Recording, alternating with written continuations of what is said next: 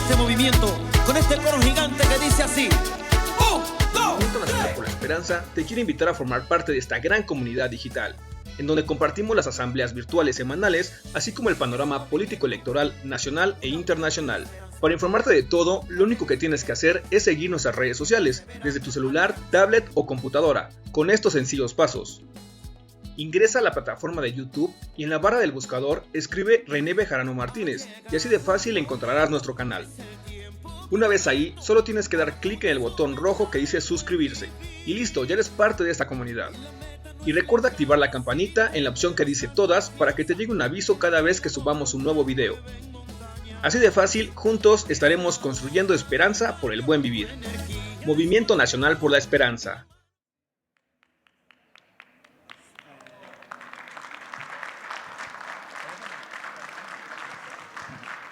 Buenas noches, compañeros y compañeras. Vamos a dar inicio a nuestra asamblea semanal del Movimiento Nacional por la Esperanza.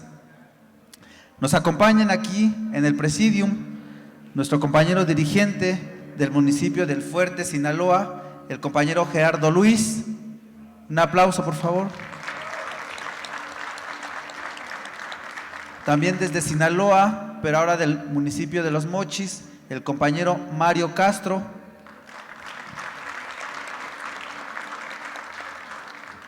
Del municipio de Escuinapa, Sinaloa, el compañero Aldo Acosta.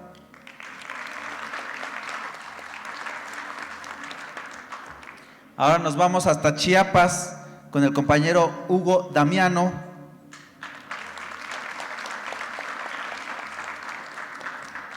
De Culiacán, Sinaloa, nos acompaña el compañero Carlos Zamudio.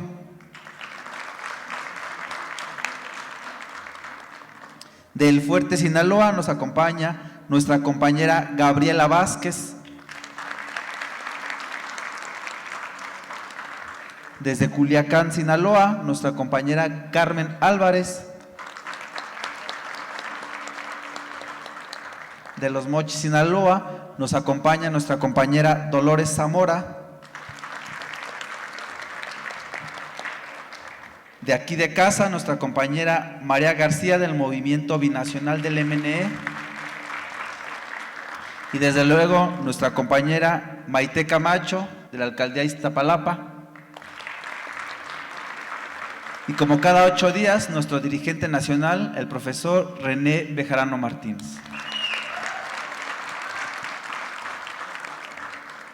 Para iniciar con nuestra ronda de participaciones, le vamos a ceder el micrófono a nuestro compañero Gerardo Luis, desde el Fuerte, Sinaloa. Buenas noches a todos.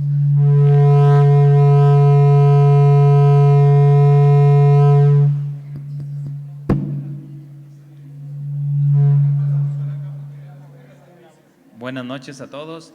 Venimos del Fuerte, Sinaloa, a sumarnos al proyecto del maestro. Cada uno de nosotros que venimos con un objetivo, que sabemos que realmente todo lo que trae el proyecto del maestro es que circule todo para adelante, tener mejores cosas, y vengo directo a apoyar a los grupos indígenas de mi pueblo, que nadie están olvidados, y lo que es la ganadería. Muchísimas gracias a todos, un gusto saludarlo y estar aquí. Muchas gracias, compañero Gerardo. Ahora le cedemos el micrófono a nuestro compañero Mario Castro de Los Mochis, Sinaloa.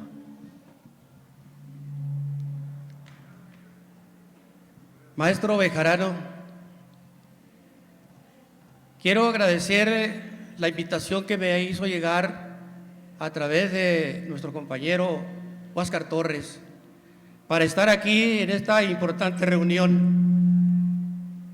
En esta reunión donde venimos y con nuestra presencia demostramos que estamos al pie del cañón con este movimiento que usted encabeza.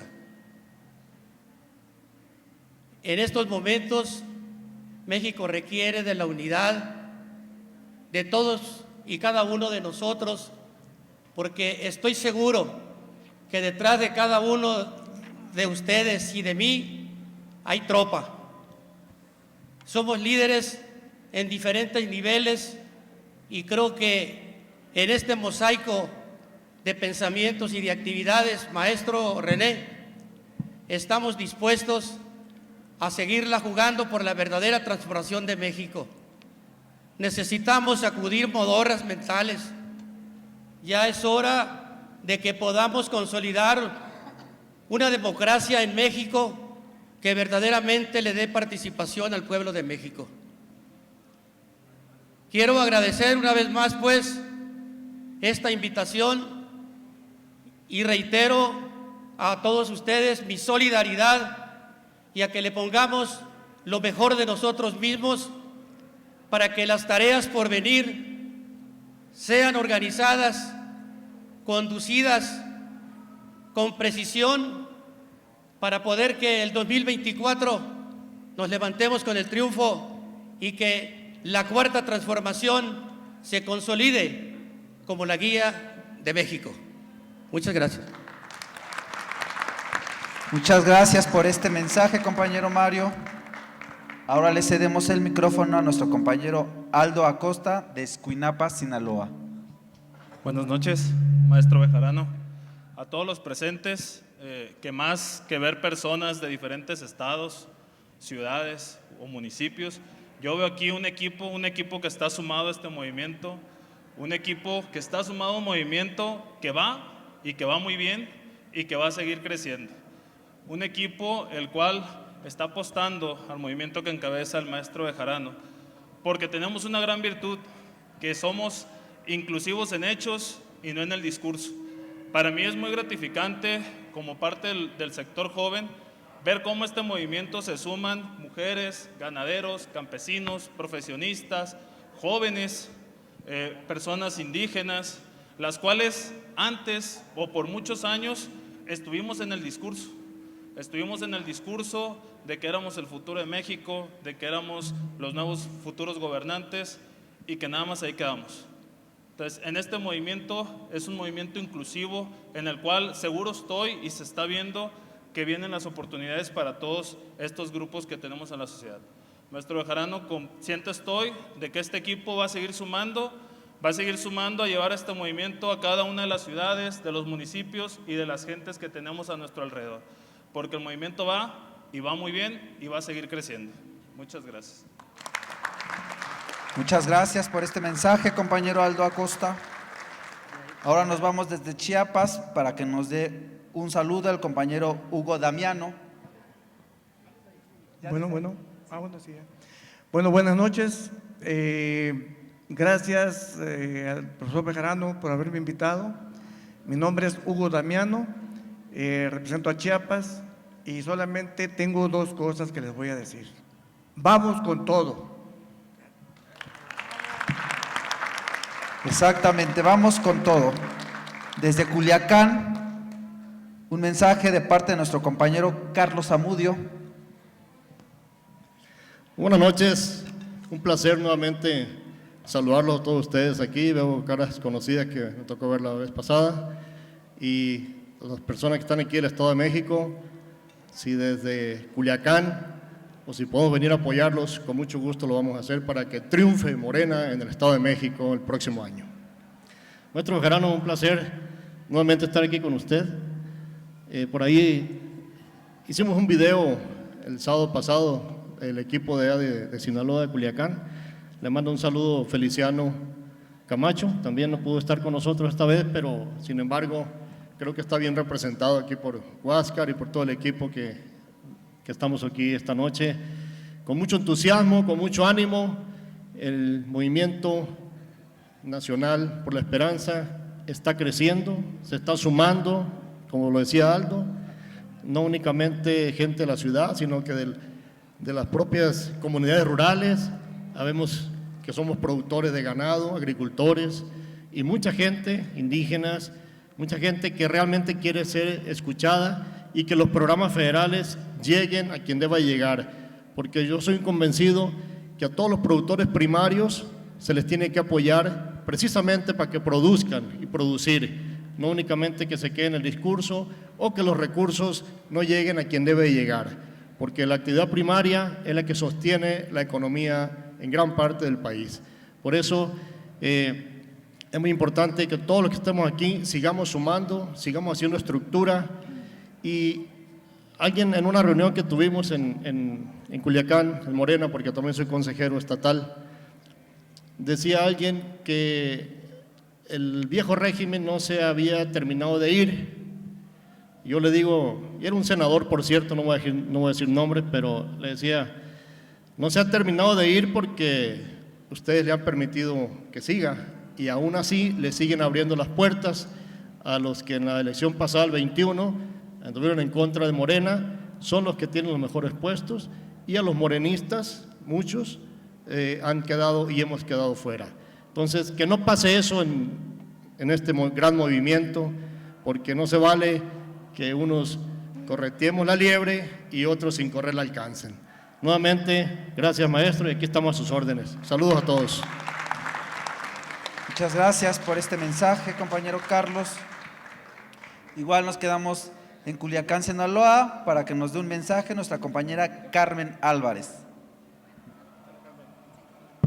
Buenas noches, compañeros. Gracias por estar aquí, verlos y escuchar las opiniones que tenemos todos de manera particular de la región que representamos. Eso es lo que enriquece este tipo de movimientos.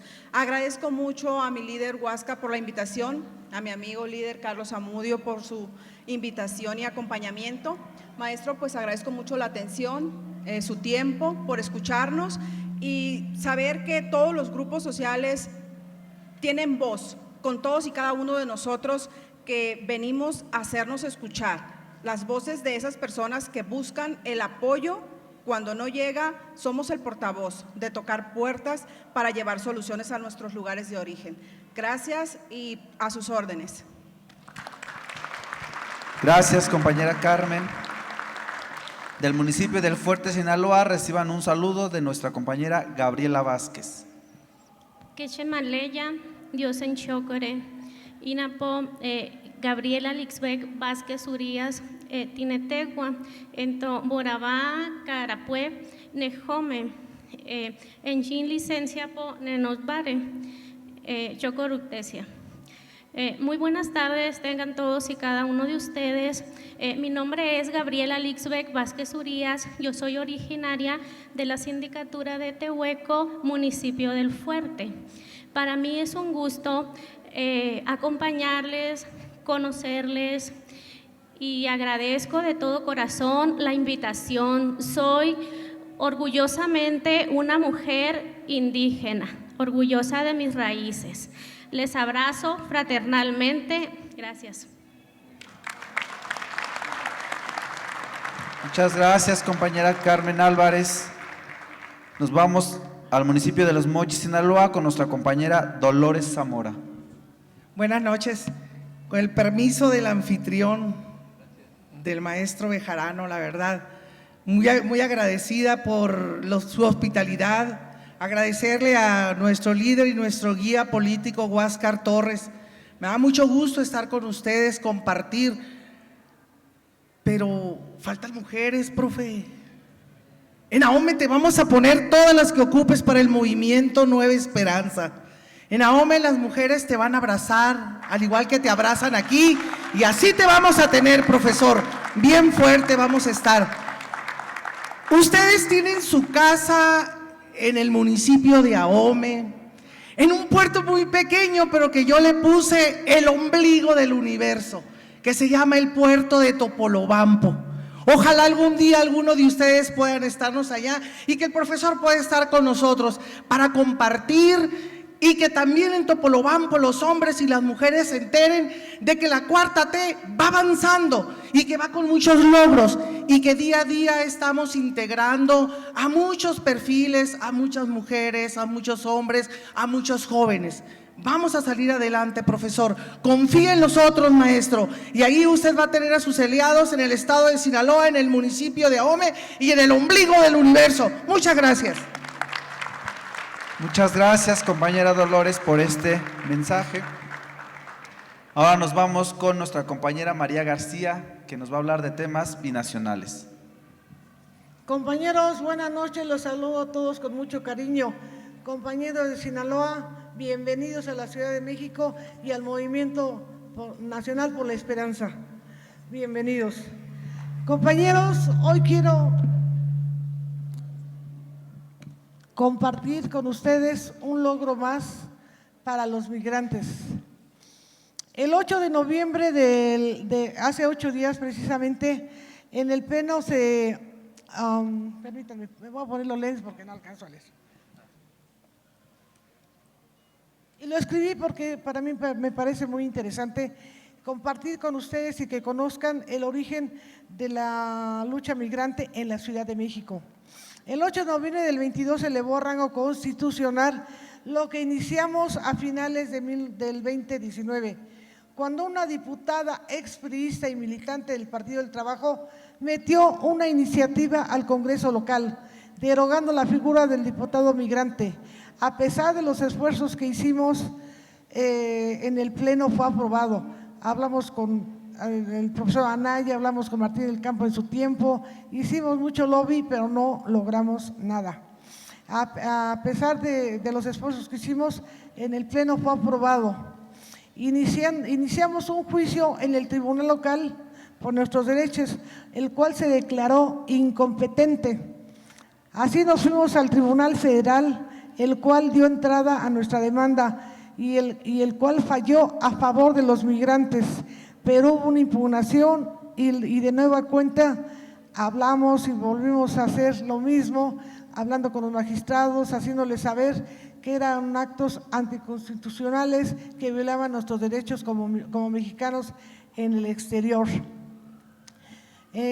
Puntualizando y resaltando este hecho que era un acto anticonstitucional local y no pudiendo nosotros permitirlo porque venimos de la lucha desde los 90 por los derechos plenos de los mexicanos del exterior, que iniciamos en Chicago esta lucha. Entonces, finalmente, ya el fallo fue firme y dio pie a una plataforma que se iniciaba para la acción afirmativa. La acción afirmativa es que los partidos deben de tener una diputación migrante en sus estados. Bueno, dio como resultado esto, por lo cual tenemos ahora 10 diputados migrantes federales y recobramos la diputación local en la Ciudad de México, que ya fue aprobado en el Pleno y se elevó a rango constitucional, aprobado por el Congreso local. O sea, ya estamos incluidos para ejercer plenamente nuestros derechos constitucionales, para votar, para poder votar y ser votados.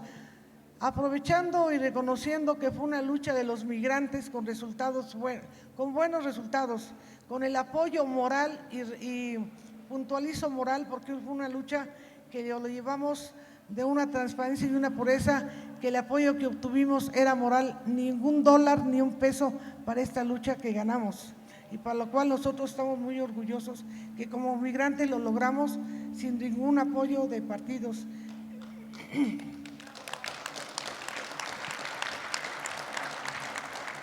Y de cual tengo que mencionar que aquí, y lo menciono porque muchos diputados y líderes se abrogan este éxito. Este éxito nosotros lo metimos María García, Juventino Montiel y nuestro asesor electoral, el doctor Táchez.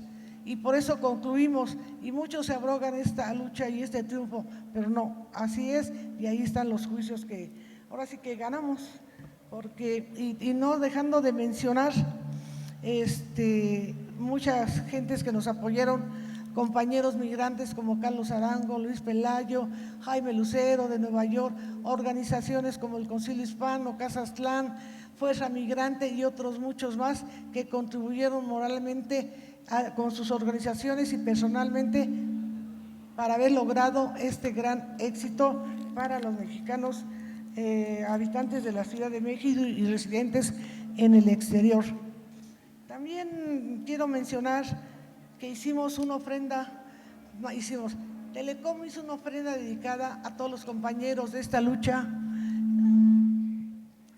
Telecom hizo una ofrenda en homenaje a muchos de nuestros compañeros que ya se nos adelantaron, como David Silva, Moisés Torres, Nativo López y muchos otros más que seguirán luchando donde estén. Compañeros, muchas gracias por su atención. Muchas gracias, María García. Enhorabuena por este gran trabajo que vienes realizando. Ahora, para una invitación, le cedemos el micrófono a nuestra compañera Maite Camacho. Buenas noches, compañeros, compañeras, profe René, gracias por el espacio. Y pues bueno, los venimos a invitar a esta reunión preparatoria que vamos a tener este sábado 19 de noviembre a las 11 de la mañana. Es una reunión que tiene como objetivo preparar el segundo Encuentro Nacional de las Juventudes y poder impulsar a los liderazgos juveniles, como lo ha mencionado el profesor René, el poder darle continuidad a esta creación de redes juveniles, de invitar a más compañeras y compañeros a que puedan formar parte de esta plataforma plural e incluyente que es el Movimiento Nacional por la Esperanza. Muchos jóvenes a veces no tenemos con quiénes acercarnos para poder impulsar pues nuestros talentos, nuestros objetivos, y es lo que queremos lograr en este equipo de juventudes del Movimiento Nacional por la Esperanza, por supuesto con el apoyo y el respaldo que nos brinda el profe René y la maestra Dolores Padierna. Y pues les invitamos a que sumen a sus jóvenes este sábado. Los compañeros y compañeras que formamos parte del equipo hemos salido en los últimos días, hemos visitado algunas instituciones como es la UAM Iztapalapa, la Prepa 2, hemos ido a algunas alcaldías para poder invitarles a los compañeros y compañeras jóvenes a este movimiento. Les compartimos quiénes somos las juventudes de este equipo y lo que queremos lograr. Ustedes saben que el pasado 11 de junio se tuvo un encuentro nacional y que el profe pues quiere que trascienda esto y que pues no nada más haya quedado en esa fecha, y pues nosotros estamos impulsando esto. Y la verdad es que muchos jóvenes se interesaron cuando les platicamos sobre qué jóvenes participaron en el encuentro anterior y quieren sumarse. Entonces, compañeros y compañeras jóvenes y jóvenes vitalicios que nos acompañen también, pues compartamos sobre este proyecto, invitemos a las juventudes, impulsemos más liderazgos jóvenes y perfilémonos hacia donde queremos llegar a través de esta plataforma. Entonces, los esperamos el sábado 19 a las 11 de la mañana en la calle Nogal, número 122, en la colonia Santa María de la Ribera de la Alcaldía Cuauhtémoc. Muchas gracias y síganos en nuestras redes sociales, Facebook Juventudes MNE y en Instagram también. Gracias. Muchas gracias, compañera Maite. Y por allá nos vemos el sábado 19 de noviembre a las 11 de la mañana. Y ahora le cedemos el micrófono a nuestro dirigente nacional, al profesor René Bejarano Martínez. Buenas noches, compañeras, compañeros. Como cada martes, es un gusto estar aquí presente en la Asamblea Semanal Nacional del Movimiento Nacional por la Esperanza. Agradezco a todas las personas que desde diversos puntos del país se conectan a la sesión a través de las diversas aplicaciones y redes sociales. Y en particular a quienes están ahora presentes aquí en esta asamblea correspondiente al martes 15 de noviembre, compañeras y compañeros de Sinaloa, muchas gracias, ahora sí que se dejaron venir en banda. Un aplauso por favor para todas y todos ellos. A compañeros de Chiapas también que están presentes, de Tlaxcala, que también nos acompañan, del Estado de México, de Veracruz, desde luego de la Ciudad de México, etcétera. Muchas gracias por asistir, conectarse y estar atentos a las informaciones, orientaciones políticas y tareas que vertimos a través de esta presentación que les hacemos llegar cada semana a través de los chats correspondientes. Los temas de esta semana son los siguientes. En primer lugar, acerca de los ingresos por las cuotas en el Instituto Mexicano del Seguro Social. La pandemia en el mundo demostró que los sistemas públicos de salud se deben fortalecer y en México el sistema más público es el Instituto Mexicano del Seguro Social, que actualmente presenta la variación anual nominal de ingresos por cuota obrero-patronales más alta desde el año 2009, con 15.1%. Esto es 47.748 millones de pesos adicionales a lo presupuestado este año. En segundo lugar, hablamos de la creación de un protocolo nacional de feminicidios. El presidente Andrés Manuel López Obrador respaldó la propuesta del ministro presidente de la Suprema Corte de Justicia de la Nación, Arturo Saldívar, para salvaguardar la vida y seguridad de mujeres y niñas. La propuesta incluye un tipo penal nacional de feminicidio, un protocolo nacional para investigar el feminicidio y que todas las muertes violentas de mujeres se investiguen como feminicidios. Vamos a estar muy atentos para tratar que esta propuesta avance. En tercer tema, acerca de los nuevos directivos en Conagua, el presidente Andrés Manuel López Obrador anunció a los 6 nuevos funcionarios que integrarán la Comisión Nacional del Agua. Estos relevos se dan tras el anuncio de someter a la Conagua a una limpia derivada de las diversas irregularidades presentadas en Chihuahua por la exigibilidad del Tratado de Aguas con Estados Unidos. En otro tema, se anunció que el Gobierno de México busca recuperar a Mexicana de Aviación. El Gobierno federal ya está en contacto con trabajadores de la extinta aerolínea Mexicana de Aviación para llegar a un acuerdo y adquirir la marca con el objetivo de usarla en la línea aérea que operará la Secretaría de la Defensa Nacional. Además, el avión presidencial se entregaría a esta nueva empresa.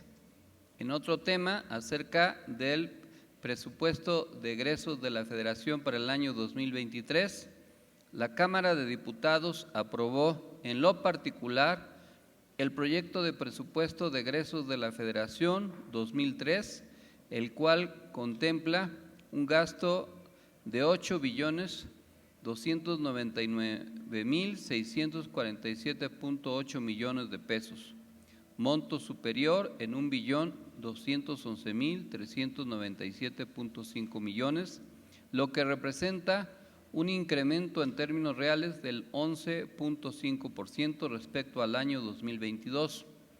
El presupuesto de egresos de la Federación será enviado ahora al titular del Ejecutivo Federal, incluyendo las 4 modificaciones que se realizaron al documento, para su promulgación. La más relevante fue la que impulsó la diputada morenista Aleida Alavés Ruiz, que contempla la creación de un fondo para el fortalecimiento de las policías estatales y municipales por 1.000 millones de pesos, a fin de dar cumplimiento al decreto por el cual se amplía al año 2028 la participación de las Fuerzas Armadas en tareas de seguridad pública. En otro tema, el empresario Carlos Slim pronosticó que el país podría entrar en un nuevo periodo de crecimiento económico como resultado de las finanzas públicas sanas y el acuerdo comercial con Estados Unidos. Aseguró él, Carlos Slim, que ve en el corto plazo el nacimiento de oportunidades de empleo y bonanza económica para México con crecimientos cercanos al 6%. También, de acuerdo con los datos oficiales del gobierno, entre enero y septiembre del año 2022, ingresaron a México 20.483 millones de dólares por concepto de visitantes internacionales, un aumento del 54.1% comparado con el mismo periodo de 2021. Además, en los primeros 3 trimestres del año entraron a México 27.54 millones el mismo periodo del 2021. Perdón, 27.54 millones de turistas internacionales, lo que representa 22.4% más turistas internacionales respecto a lo captado en el año 2021. También en otro tema importante respecto a las elecciones del Estado de México, rumbo a la contienda electoral del 2023 en esa entidad, donde se renovará la gubernatura de acuerdo con los sondeos de Reforma, publicado este viernes. Si hoy fueran elecciones para gobernador del EDOMEX, 49% votaría por Morena, mientras que el 22% lo haría por el PRI y 16% por el PAN.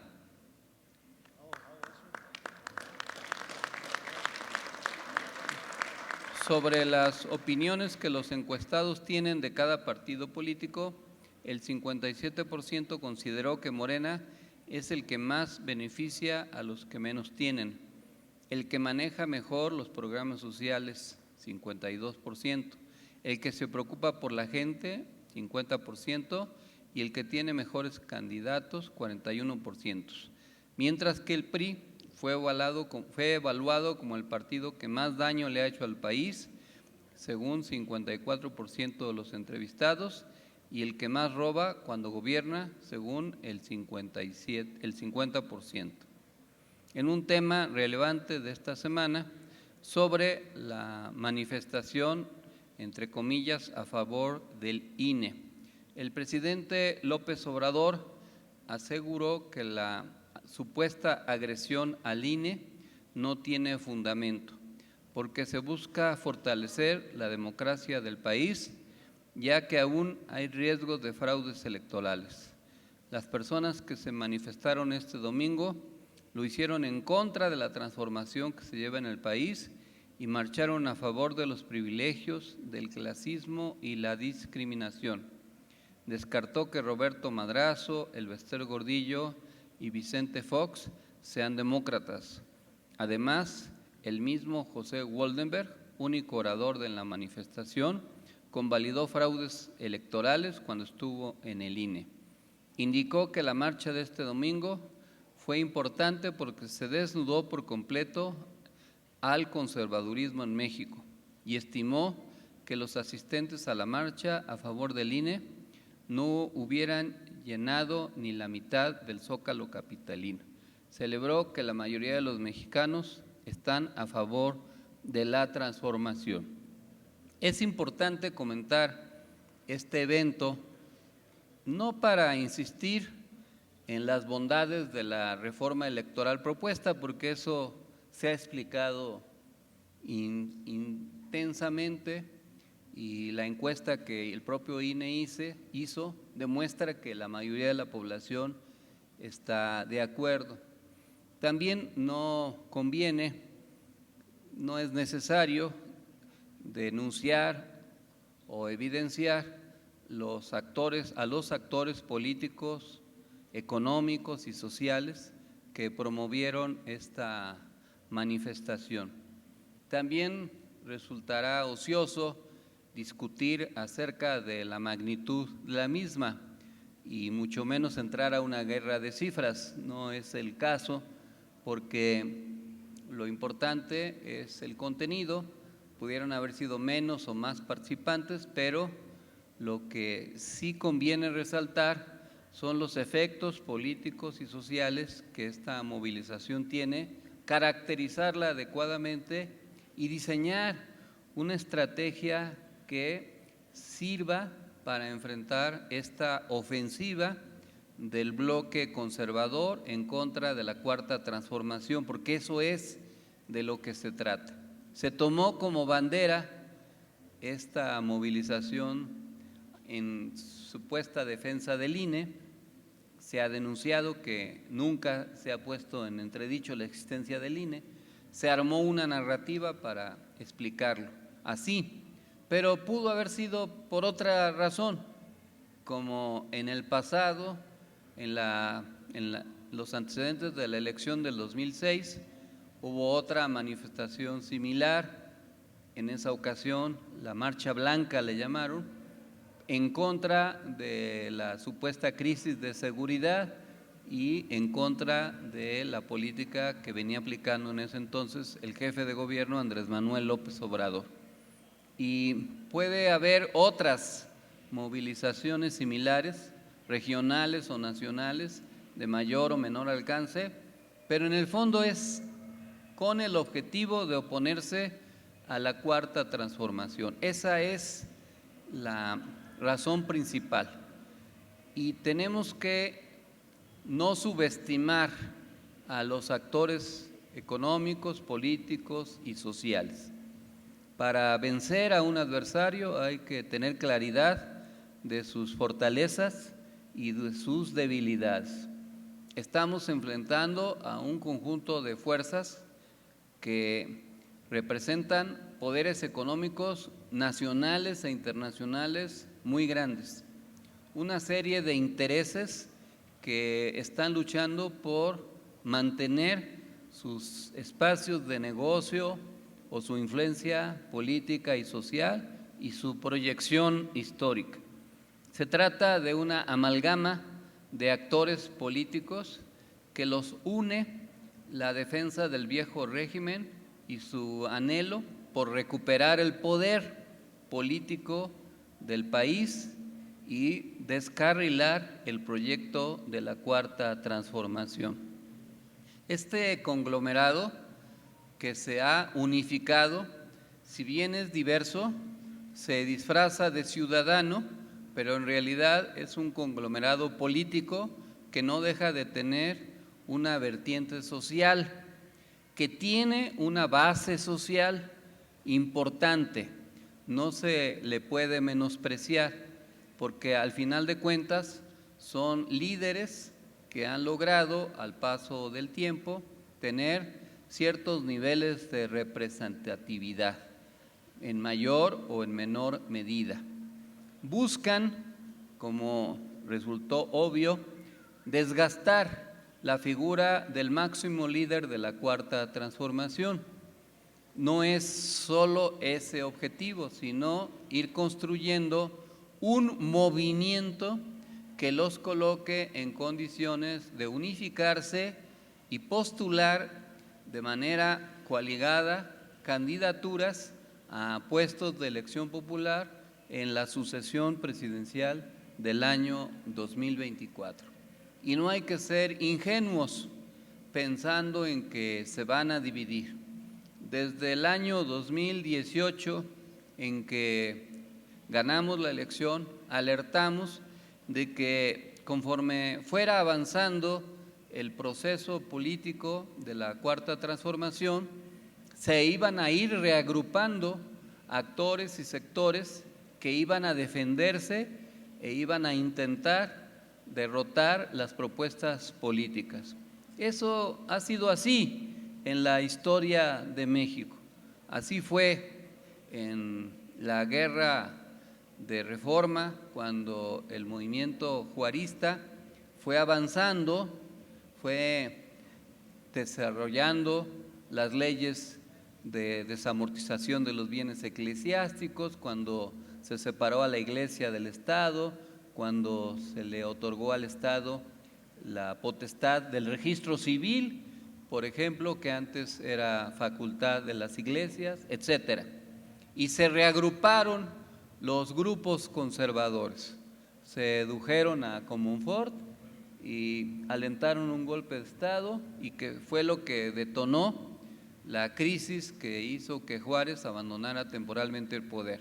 No conformes con eso, ante esa intentona, aprovecharon una absurda intervención extranjera derivada de una deuda ficticia para traer a un duque, un archiduque austriaco que se autoproclamó emperador y que venía a sustituir al gobierno de la República. Esas fueron las acciones de los conservadores de aquellos años. También después de la Revolución Mexicana y de todo lo que esto significó, Y antes de la promulgación de la Constitución hubo intentos por desvirtuar este proyecto revolucionario, y acuérdense que hubo una lucha interna en donde incluso pues terminaron asesinados, entre otros, Francisco Villa y Emiliano Zapata. Así ha sido siempre. Ahora no es de extrañar que el conjunto de actores y sectores que se sienten agraviados o en peligro estén luchando por recuperar o evitar que los espacios que tienen los puedan ir perdiendo.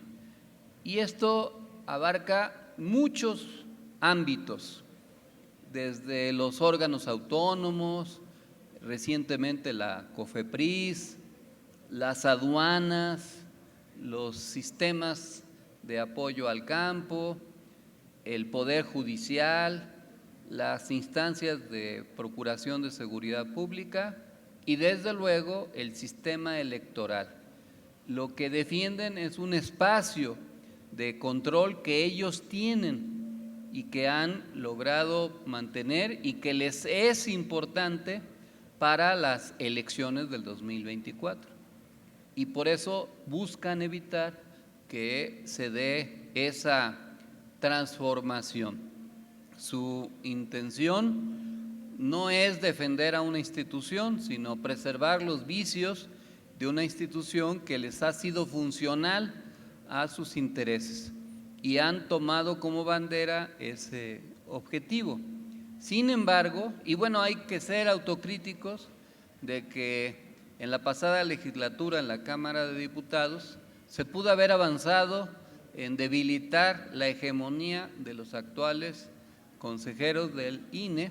Sin embargo, desafortunadamente, los consejeros que fueron electos con la anuencia de Morena, pues no siempre han actuado con congruencia a los ideales democráticos y en lo esencial se han plegado a las directrices tanto de Lorenzo Córdoba como de Ciro Murayama. Ahora bien, ¿qué tenemos que hacer con respecto a este acontecimiento? Reitero, hay que caracterizarlo bien, no subestimarlo. Es un conglomerado político y social que tiene influencia y que busca crecer y que se movilizó, que acudió a la propaganda diversa, a los medios de comunicación, a las redes sociales, a las noticias falsas, que polemizó y trató de desvirtuar una propuesta política, que ridiculizó o ironizó acerca de la defensa que el presidente hizo de la misma. Ya sabemos que subyacen en este conglomerado un conjunto de valores contrarios a la visión democrática. Los sectores que se movilizaron actuaron con intolerancia, con radicalidad, con discursos de odio. También se evidenciaron como partícipes de discursos racistas, excluyentes y discriminatorios. Y desde luego una visión de la sociedad que no acepta las propuestas de equidad, de bienestar o de búsqueda de la igualdad y la justicia social. Hay una élite económica empoderada que era de esperarse que se opusiera. Si bien hay sectores progresistas que, como Carlos Slim, por ejemplo, que acaba de hacer una explicación del futuro económico, la mayoría de la élite económica está en contra de la Cuarta Transformación, pero va en búsqueda de convencer y hegemonizar con su discurso a otros sectores y capas sociales. Hay un sector de clase alta que pudo o es o pudiera ser progresista, pero que cada vez está más del lado de los sectores conservadores. Eso también es algo que hay que evaluar, porque en el triunfo del 2018 hubo sectores progresistas empoderados, con gran poder económico, riqueza, que votaron por el cambio democrático y por la transformación. Y debiéramos tratar de corregir para no colocar en la misma bolsa como nuestros adversarios a sectores que no necesariamente son contrarios a nosotros. La etiquetación política no siempre es útil para el debate y mucho menos para conquistar conciencias y voluntades. La derecha se equivocó cuando descalificó a los activistas del obradorismo, los estigmatizó, pretendió estigmatizarlos con el calificativo de chairos, y al final se le revirtió, porque ese calificativo que pretendió ser peyorativo se convirtió en una especie de timbre de orgullo. Es un exceso, y lo digo con respeto porque uno no tiene que ser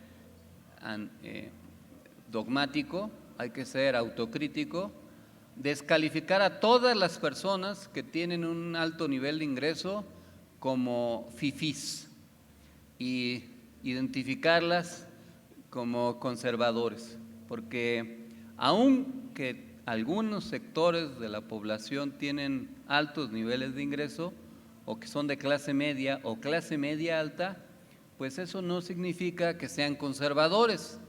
En la historia de México han habido batallas políticas y sociales muy importantes en donde las clases medias han jugado roles significativos. Baste recordar el movimiento popular estudiantil de 1968. No eran campesinos empobrecidos los que se manifestaban. Tampoco eran obreros de los sectores marginales, de las industrias, los que salían a las calles. Eran estudiantes, intelectuales, profesores y muchos de la naciente clase media, los que pusieron en crisis al régimen de Gustavo Díaz Ordaz. También podríamos decir que en la insurgencia cívica del neocardenismo, un sector muy importante que participó y que fue incluso dirigente de esa insurgencia cívica, pertenecían a élites económicas o a sectores de clase media muy importantes. Y a lo largo de la lucha política que hemos desarrollado en muchos lugares del país, hemos podido ganar elecciones en lugares donde predomina la clase media e incluso la clase media alta. Sí hay sectores populares en algunas regiones, pero en muchos lugares donde hemos ganado elecciones son sectores de un nivel de ingreso promedio muy superior al de los sectores populares. Por ejemplo, el Distrito 5 de Tlalpan, aquí en la Ciudad de México, allá por la zona de Villacuapa. Ese lo hemos ganado no en pocas ocasiones, y la mayoría de ahí son sectores de ese nivel de ingreso. La Alcaldía Miguel Hidalgo, que corresponde al Distrito 10 federal, igual, se ha ganado en varias ocasiones. Aquí mismo, en la Alcaldía Benito Juárez, cuando en el 97 hubo elección para jefe de gobierno, ganamos el antiguo Distrito 21 local. En aquel año postulamos a Martí Batres, y si bien ese distrito se compartía con Iztacalco, al final les ganamos a los panistas de esta región, y años después logramos ganar aquí en Benito Juárez con Leticia Varela la alcaldía, aunque nos la robaron, pero ganamos las diputaciones locales con ella misma y en otra elección con Dinora Pizano, por ejemplo. Y podría ser una larga lista de ciudades de clase media en donde hemos podido ganar distritos, zonas, entidades. Entonces, la disputa por la clase media es una disputa importante y no tenemos que rechazar a la clase media porque tenga un determinado nivel de ingreso. No se puede ser clasista inverso. Se es clasista cuando se dice que alguien pobre o con poca preparación es naco, que viene de una derivación de totonaco. De ahí viene la palabra naco. Es una forma de discriminación a los pueblos indígenas. Y de ahí viene. Quien es naco es porque tiene un origen popular. Pero también se puede ser progresista y tener un alto nivel de ingreso. Sí, sí. No es destino.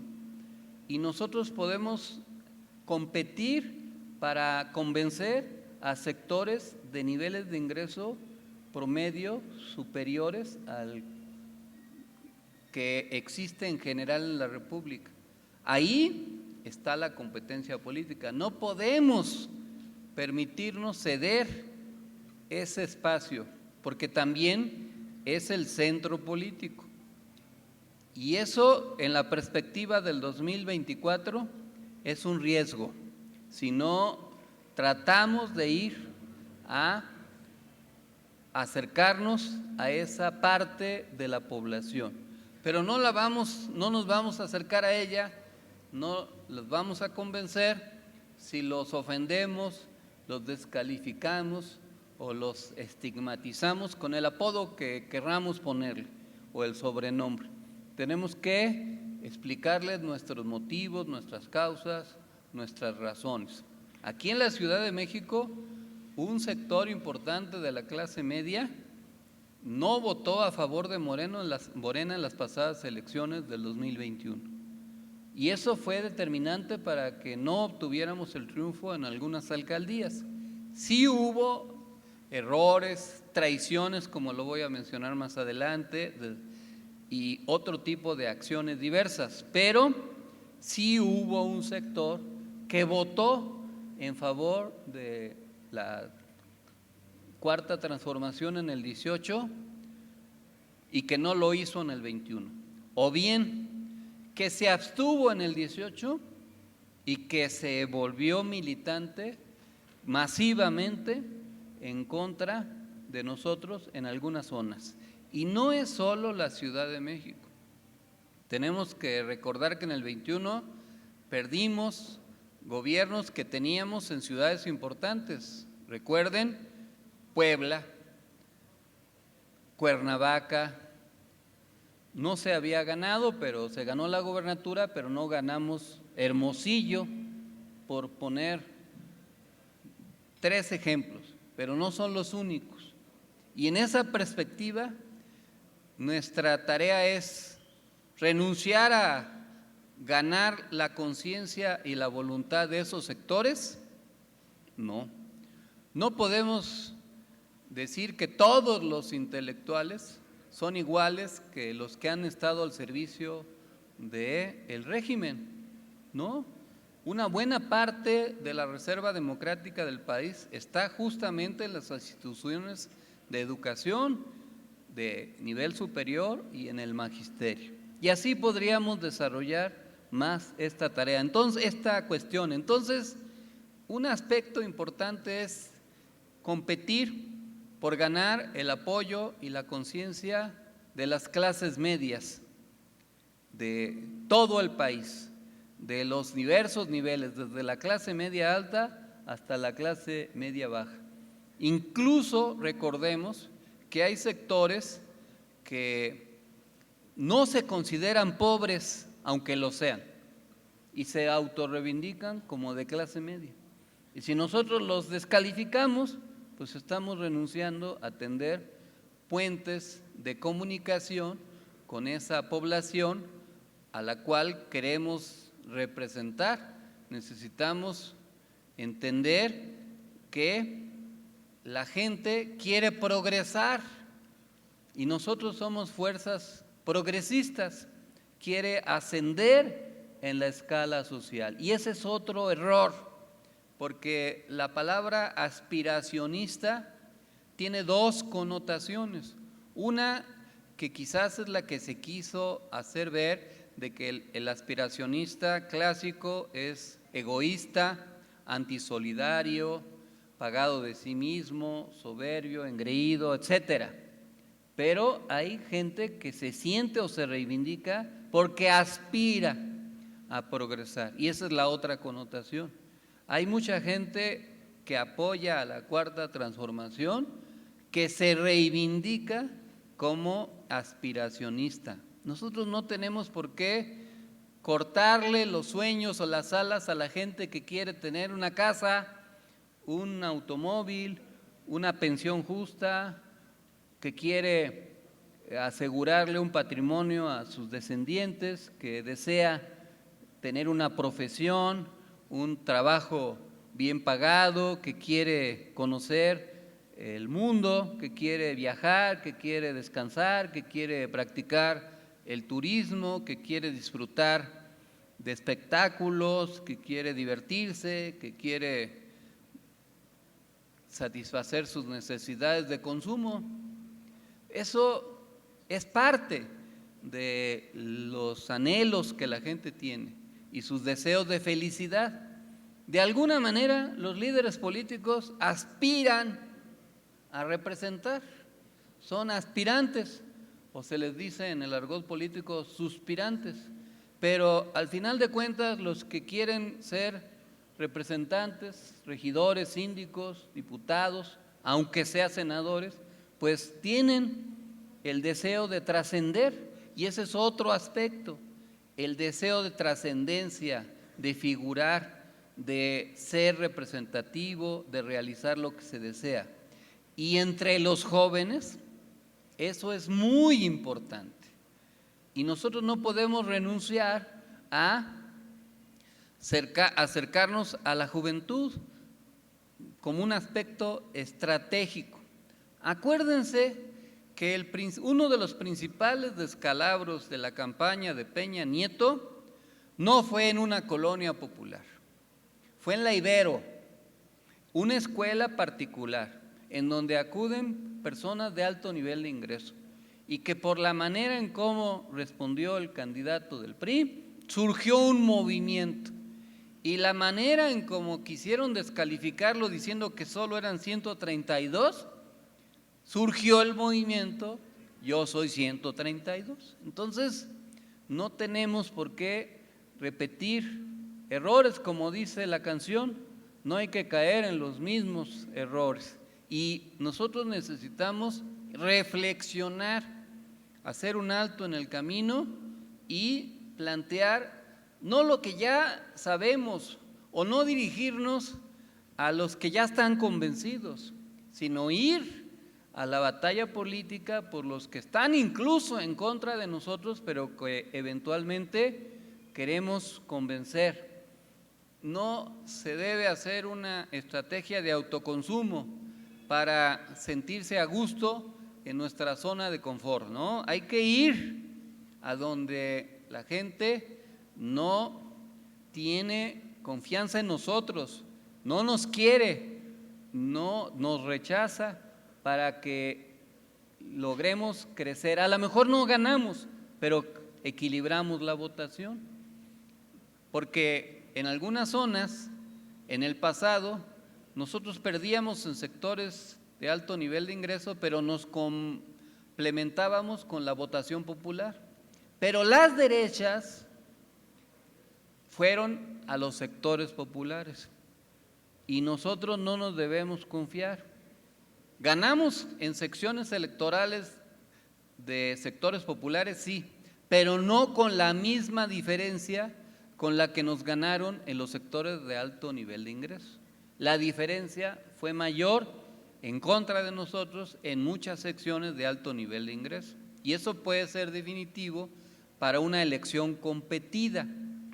Y eso implica también en la estrategia que tenemos que diseñar, en no confiarnos en que porque el gobierno beneficia a muchos actores y sectores sociales, eso ya es una garantía de que esos actores y sectores sociales van a votar por el cambio democrático. Es una ilusión y a veces es amargo descubrir que en lugares donde las fuerzas progresistas beneficiaron a mucha gente, se pierden elecciones. No es garantía. No hay una equivalencia idéntica a que hay tanto número de beneficiarios de los programas sociales y eso implica tantos votos. No es así. La gente lo que siente que ya ganó lo ve como un derecho y vota libremente. Y en algunos sectores pueden votar en contra de nosotros si nosotros no hacemos lo correspondiente para convencer, para vencer. Hay que evitar perder impulso y también perder territorio. Y mucho menos debemos dejar de movilizarnos. Acuérdense que lo que llevó a Andrés Manuel a la presidencia no fue solo un partido, fue un movimiento. Los que eran partidarios de Morena en ese entonces eran una minoría insignificante comparado con los millones de personas que votaron por Andrés Manuel. Fue un movimiento muy amplio, incluyente, multisectorial, pluriclasista, con una gran capacidad de respuesta y fue una manera de responder al hastío que había generado los regímenes del PAN o del PRI. Nosotros tenemos que seguir siendo un movimiento y por eso no puede esta fuerza burocratizarse. ¿Y ahora qué? ¿Por qué nos están desmantelando aquí? ¿Se nos está cayendo el sistema o qué? ¿Qué pasó?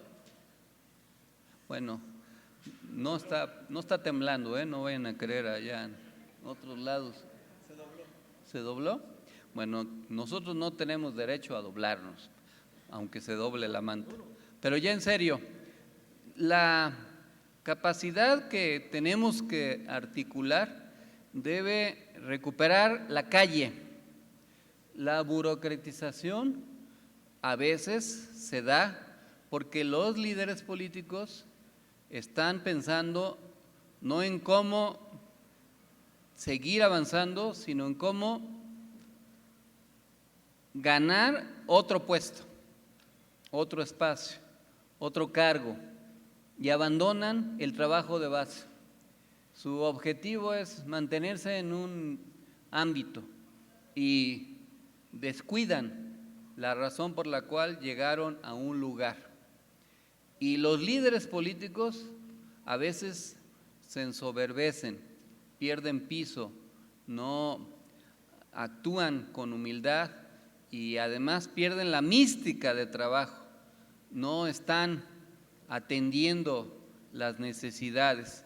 El activismo desinteresado languidece y las estructuras pagadas a veces son simuladas o actúan con mucha simulación o bien son altamente ineficientes y no podemos confiarnos en ello. Y lo que se requiere es recuperar la iniciativa y avanzar. Por ejemplo, qué bueno que nuestro presidente convocó el informe el 1 de diciembre. Es previsible que sea un gran acto de masas como ha sido, pero no podría ser, y lo digo como posibilidad o como sugerencia, que en cada lugar, en cada barrio, en cada zona, en cada ámbito, pudiéramos replicar y que no sea solamente un acto una gran concentración en el Zócalo, sino un conjunto de grandes concentraciones. No todo mundo puede venir a la Ciudad de México, pero hay cientos de miles, millones de personas que podrían participar desde sus propios lugares de origen.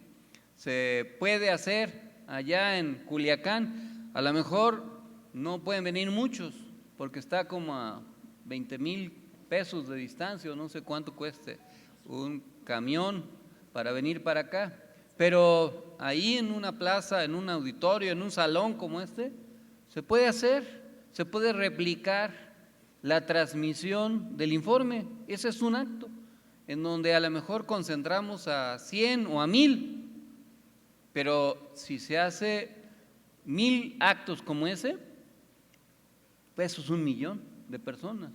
Y eso es otra manera de movilizarse.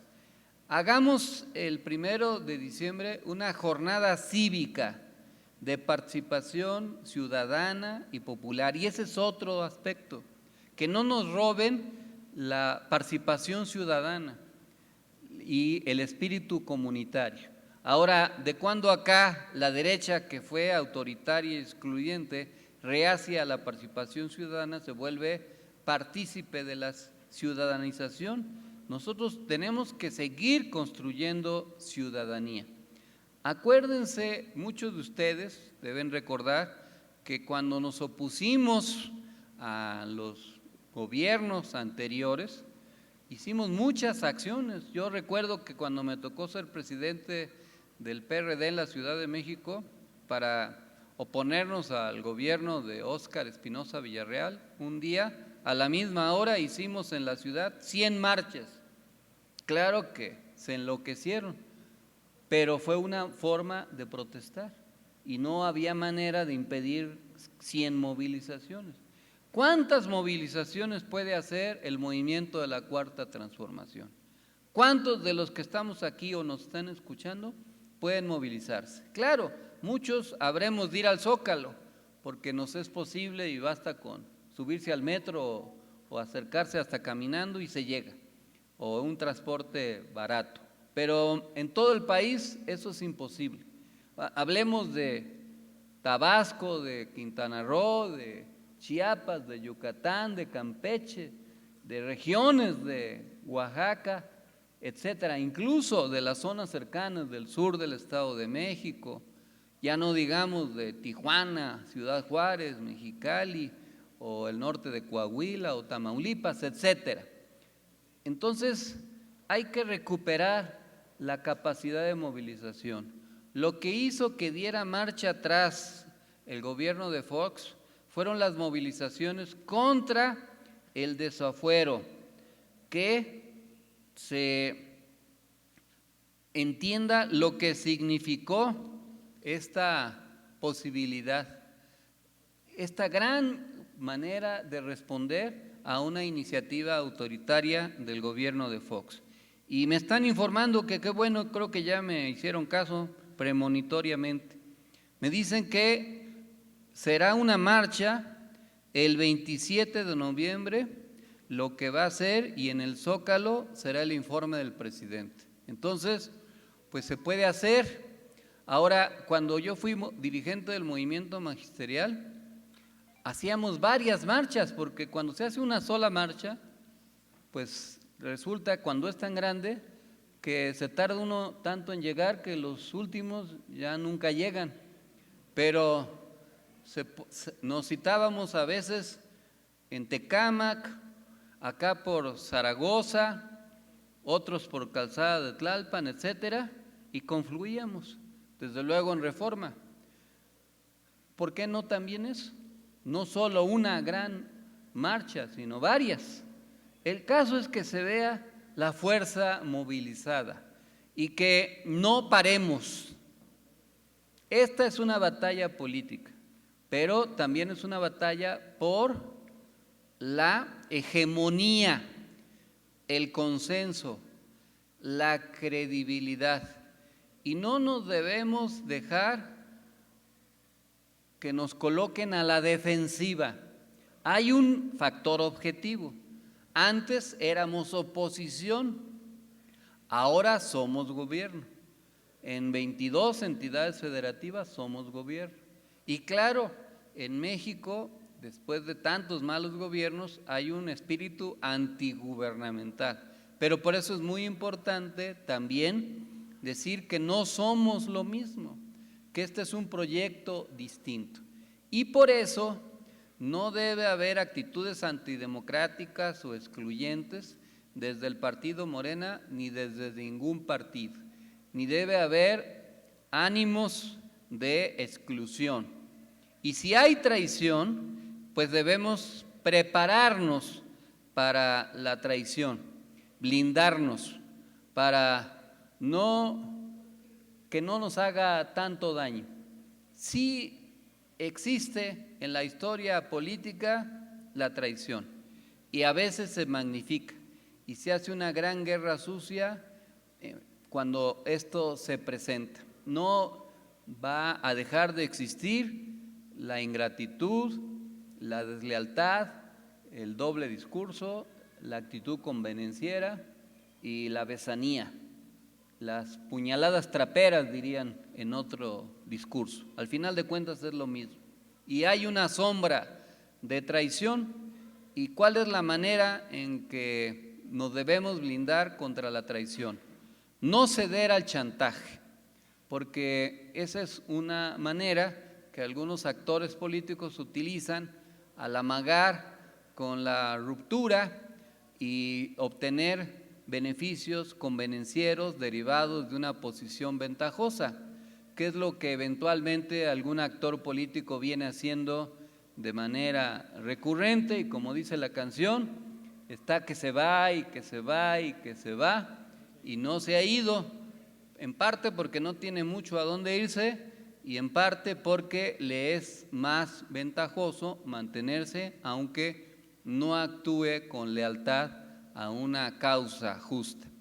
Y hay límites en la acción política. Y por eso yo pedí o incluí esta imagen que ustedes ven ahora, que se publicó en Twitter, en donde el exalcalde de la Cuauhtémoc, Néstor Núñez, hijo de Arturo Núñez, aquel gobernador de Tabasco, está con Adán Augusto, pero está además otros dos personajes, Ricardo Monreal, que ustedes ubican muy bien, y hay otra persona ahí, que quizás muchos de ustedes no sepan quién es. Se llama Salvador Santiago Salazar. Su apodo en la alcaldía Cuauhtémoc es el Chava Chava. ¿Qué significado tiene y qué historia tiene esta imagen? Y es importante denunciarlo, porque a veces la deslealtad y la traición se convierte en cinismo, en descaro, en una manera de exhibir impúdicamente la falta de escrúpulos. Y este es el caso. ¿Qué sucedió en el país en las elecciones del 21? El equipo político de Ricardo Monreal, encabezado por él, apostó en varios lados a construir un partido político nuevo para tener una plataforma que le permitiera satisfacer sus aspiraciones. Hizo un acuerdo con Pedro Aces y llamó a formar el partido Fuerza por México. Esto que digo es de común conocimiento, es público, no es ninguna acusación temeraria, se conoce por la manera en que actuaron. Y en muchos lugares, actores políticos vinculados a Morena hicieron campaña en contra de Morena a través del partido Fuerza por México. Hubo un senador en Michoacán que fue el candidato a gobernador, que es de la fracción parlamentaria de Morena y que por Fuerza por México se opuso al candidato de Morena. Igual en Morelos hubo candidatos de Fuerza por México provenientes de Morena, en Zacatecas, en Quintana Roo, etcétera, en casi todo el país. Aquí en la Ciudad de México, en Tlalpan, el hijo de Pedro Aces, al final de cuentas fue el candidato de Morena, Luisa Alpizar en Azcapotzalco, y Monreal negoció con el PAN, con el PRI, con el PRD, imponer como candidata de la alianza PRIAN-RD a la señora Sandra Cuevas, que venía de Fuerza por México, y la impuso.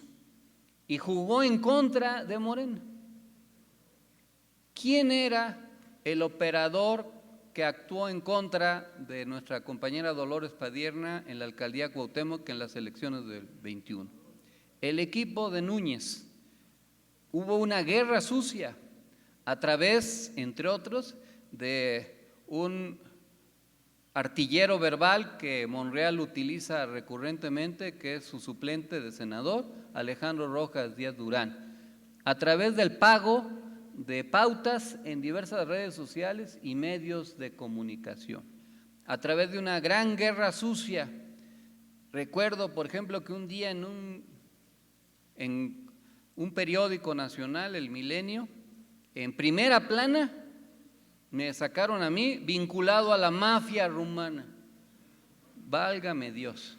Y aunque se deslindó de inmediato el gobierno y se dijo que era mentira, toda una semana en Milenio Televisión se repetía que yo estaba vinculado a la mafia rumana.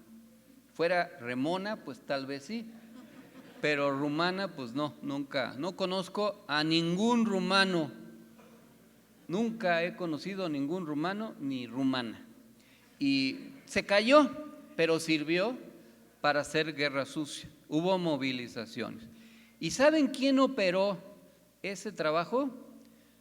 Desde la alcaldía, Salvador Santiago Salazar, que era el director de gobierno del gobierno de Néstor Núñez, y es el que se dedica a recaudar los recursos irregulares que se obtienen a través de los puestos metálicos, de los mercados públicos y de los comerciantes en vía pública.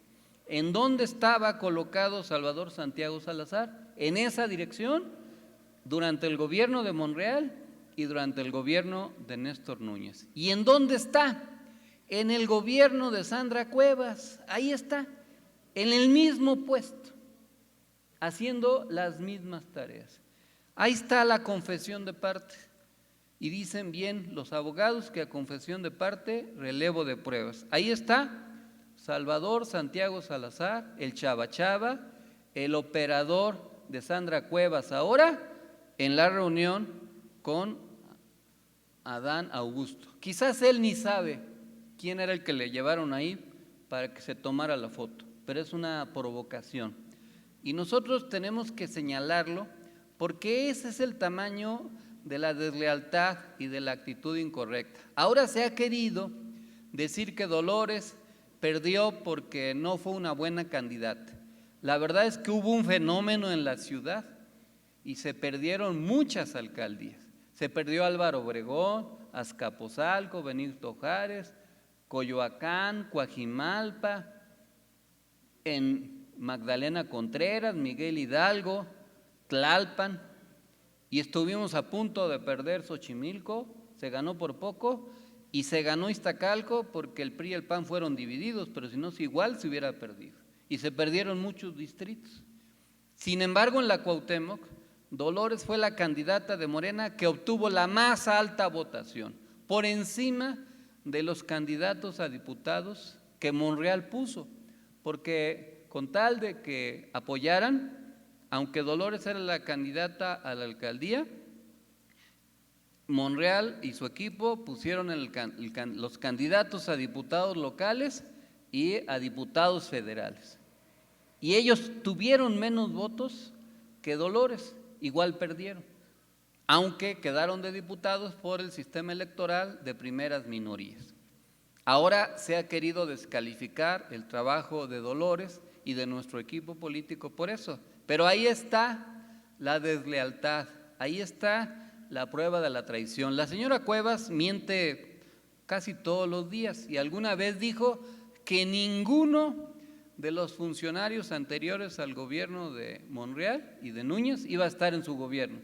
Y el segundo cargo más importante es el mismo operador del gobierno de Néstor Núñez, que pertenece a ese equipo. Y ahora anunciaron que van a hacer un evento, entre comillas, de la reconciliación nacional en una ruta opuesta a la de la Cuarta Transformación en la Arena México, que no es muy grande. Y no dudemos que va a haber la gente suficiente para que se vea lleno. ¿Por qué? Pues porque a los comerciantes ambulantes los amenazan. O vas y llevas a determinados familiares o amigos, o no te dejo vender. Y como además vienen las romerías de fin de año, pues la gente igual acepta. Este señor, el Chava Chava, es el artífice de enriquecimientos. Mandaron a pintar todos los puestos metálicos de la alcaldía Cuauhtémoc, muchos como parte de una imagen popular. No les interesaba una imagen homogénea, les interesaba cobrarles a los dueños de los puestos metálicos el que les pintaran su puesto, porque les fueron a pintar los puestos, les pegaron la calcomanía y les cobraron por eso. Hay miles de puestos en la alcaldía. ¿Cuánto ganaron? Nunca lo publican. Estos son los actores políticos. Sí, puede haber preocupación en algunos ámbitos porque haya una división en Morena, pero cuando hay una actitud de ese tipo es mejor señalarla, es mejor comentarla, es mejor vacunarse contra la traición y prevenirse para que haga el menor daño posible. Sí puede haber daño, pero la gente también piensa y actúa con inteligencia y sabe diferenciar entre una cosa con otra.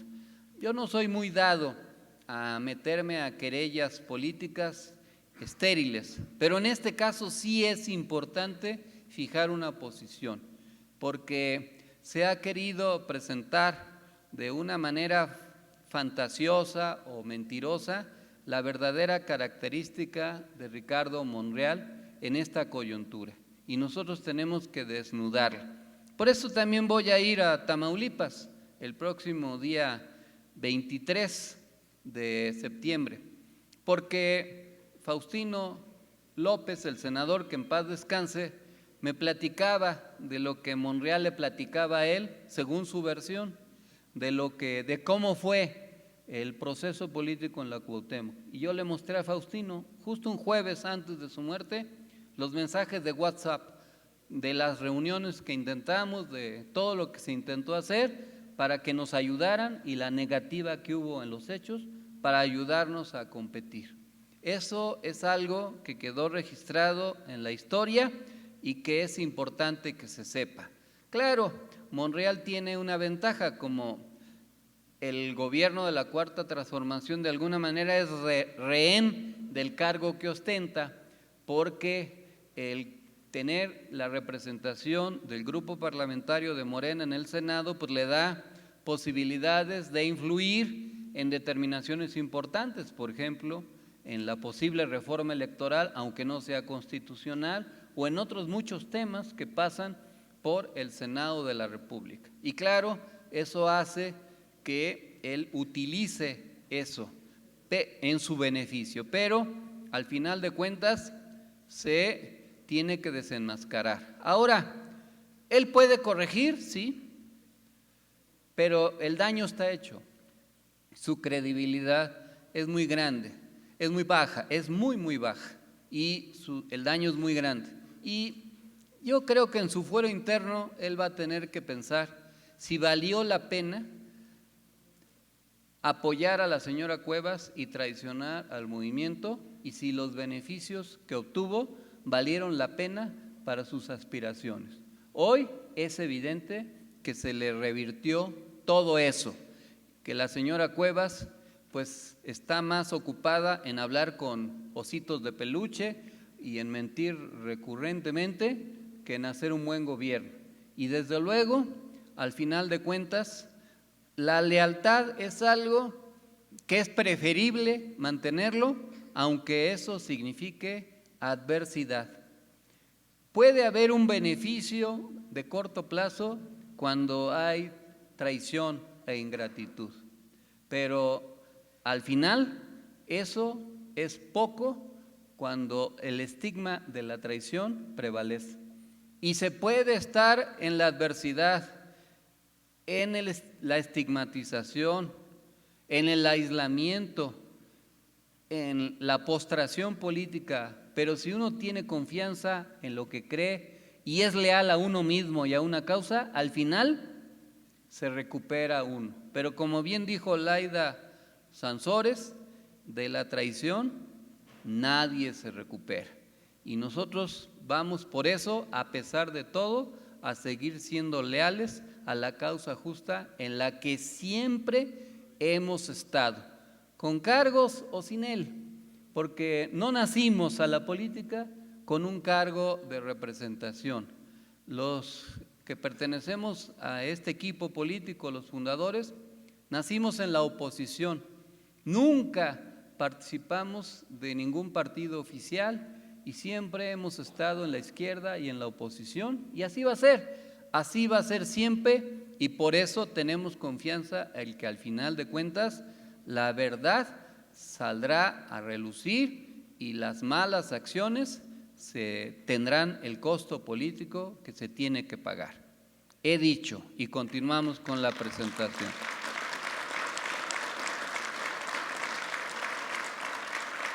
En otros temas, acerca de los resultados de las elecciones intermedias en Estados Unidos, aún quedan por conocerse los resultados de algunas contiendas clave en estas elecciones de mitad de término en Estados Unidos.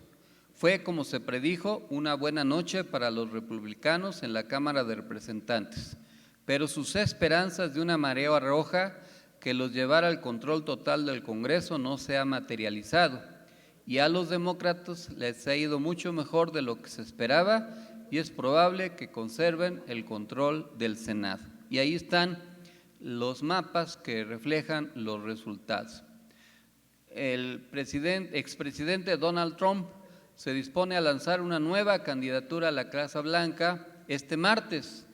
El anuncio de Trump, previsto para las 8 de la noche, no sé si sucedió o no, tiempo de México, en su complejo de Mar-a-Lago en Palm Beach, Florida, es un lanzamiento inusualmente temprano que podría tener como objetivo esquivar a los potenciales aspirantes a la nominación del partido en 2024, entre los que se encuentran el gobernador de Florida, Ron DeSantis, de 44 años, y el propio ex vicepresidente de Trump, Mike Pence, de 63 años. En otros temas, el gobernador del estado de Texas, Greg Abbott, invocó las cláusulas de invasión de la Constitución de Estados Unidos como una medida de emergencia que permita a las autoridades estatales tomar medidas sin precedentes contra la inmigración.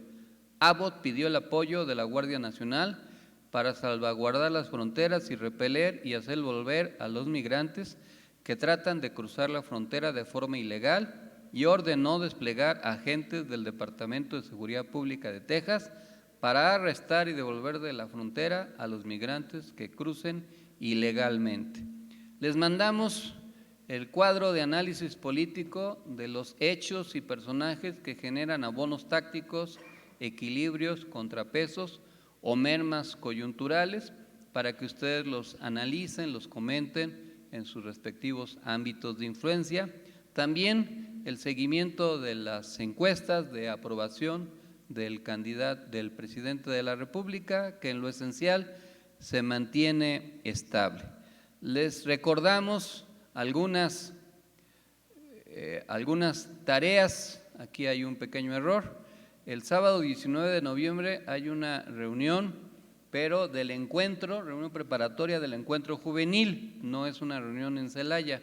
Esa reunión iba a ser el sábado pasado, pero se tuvo que suspender porque hubo mucha violencia en Celaya y los municipios alrededor, y era muy peligroso llegar de fuera de la ciudad por carretera era exponer a los compañeros y de común acuerdo con los asistentes se decidió posponer esa reunión que iba a ser el 12 de noviembre y se pasó para el 4 de enero. Había una propuesta de que fuera el 28 de enero, pero como era el aniversario de la muerte de Lamberto Quintero, pues no se puede hacer ese día. No, pero ya en serio se pospuso para el 4 de enero. Lo que sí hay mañana es una reunión regional en el Estado de México, en Tenango del Valle. El viernes 25 de noviembre iremos a Chiapas, a Comitán, a San Cristóbal y a Tuxtla Gutiérrez. Como ya dije, el sábado 19 de noviembre, la reunión preparatoria del Encuentro Nacional de Jóvenes del MNE en la calle Nogal, número 122 de la colonia Santa María la Ribera. Aquí pues hay que precisar la información.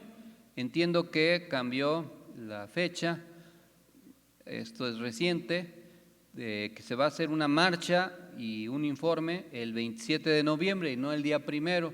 Supongo que tiene que ver con si es fin de semana o no. Aquí le voy a consultar al calendario. Si el 27, sí, es domingo, claro, y el 1 era jueves. Entonces, para que la gente pudiera participar mejor, pues se cambió para el domingo. Como es domingo, es más fácil que la gente se traslade. Entonces, aquí hay que corregir. Lo que sí es la movilización del sábado 3 de diciembre en Aguascalientes, que pretendemos que sea una reunión regional. Les recordamos el convivio de fin de año, el martes 13 de diciembre en este mismo lugar. Si quieren venir a mover el esqueleto y a convivir, pues aquí serán bienvenidos. Y finalmente, no está por demás recordar de la Asamblea Nacional del MNE el próximo sábado 17 de diciembre en el Foro Aztlán, ubicado en la calle Libertad, número 80 de la colonia Niños Héroes de la Ciudad de México.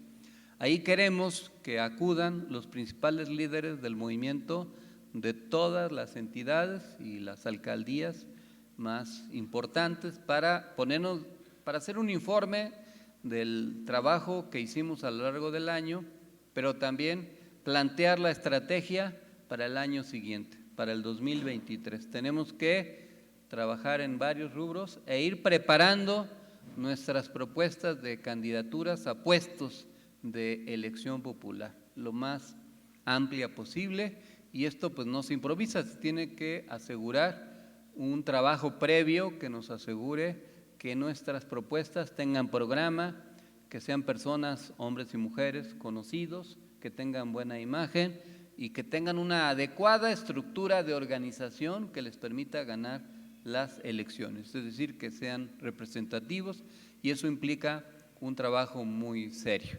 Ahora me extendí un poco más de lo común por los temas que abordé. Les agradezco que me hayan escuchado y les reitero, hay que ser leales, hay que ser agradecidos, hay que seguir defendiendo la causa justa, hay que promover la organización, hay que defender en lo que creemos, y si alguien traiciona, hay que blindarse y no ser rehén de la traición, sino de los triunfos que vamos a seguir consiguiendo. Muchas gracias, compañeras y compañeros. ¡Viva la nueva esperanza por el buen vivir!